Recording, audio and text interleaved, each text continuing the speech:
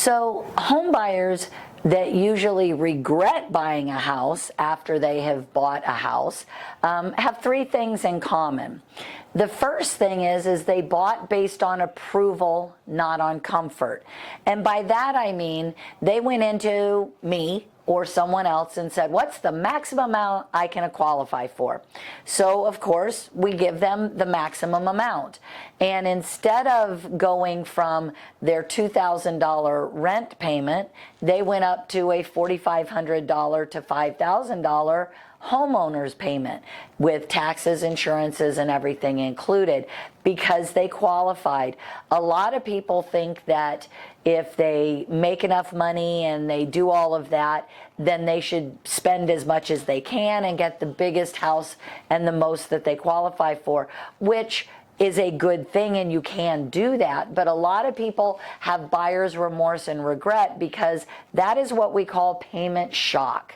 And it is a shock to your system when you've been paying $2,000 a month and now all of a sudden you're going to have to pay $4,500 or $4,000 or whatever, double the amount.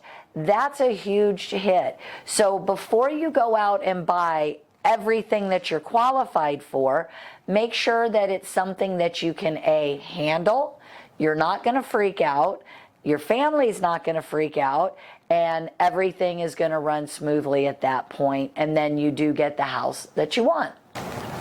The second thing a lot of people do is they spend all of their money to close, so they have no emergency fund. A lot of people don't have an emergency fund anyway. You know, we all live very close to the belt. A lot of people live paycheck to paycheck. You know, that's not unusual, and it's not a bad thing. You could say bad thing, but it's very common. More people than not live paycheck to paycheck, and more people than not do not have an emergency fund. So when the regrets of when people have saved all this money, and then they use every dime they have to get into that house, and they don't have any reserves, and they get scared, and then they get nervous. So if that's the case, again, don't freak out. Start with saving $2,000. A lot of major things that happen to you can be fixed in $2,000. Small air conditioning repairs, probably $2,000 or less. Somebody gets hurt, has to go to the doctor. Between the doctor, between the medicines, between whatever, co-payments and all, usually $2,000 or less. So start with $2,000. See if you can save that, and then begin your savings again. And then that way, maybe you won't hate the fact that you just bought a house. The last thing is a lot of people think that the house they're buying is going to fix everything. It's the greatest house ever. They're going to buy it, and they don't take into consideration your new commute to work. Maybe you used to only drive 5 minutes to work. Now you're going to have to drive 30 to 45 minutes.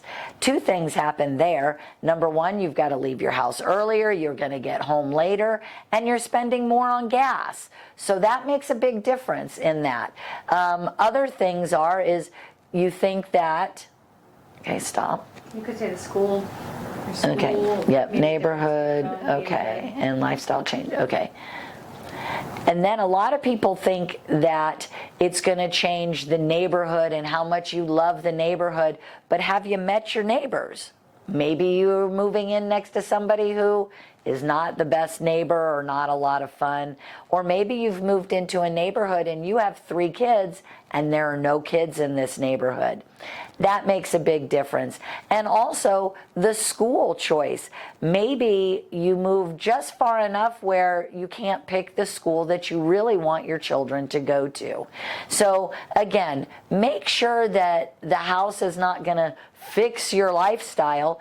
Make sure that your lifestyle is going to fit into the house.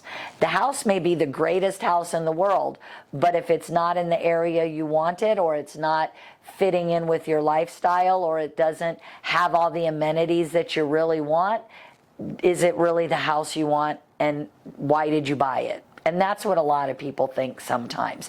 So when I'm talking about why you shouldn't have bought your house or why people have misgivings, it's not because they didn't want to buy a house. It's that they didn't do enough research on that house, or they overspent, or they spent all their money that they saved. So take a look at the whole picture. Sit down and talk to me, your lender, and let's find out what's right for you and move forward with getting you the house that's right for you. So give me a call, Dawn Hall, Van Dyke Mortgage, 239-789-7561. Your lender for life.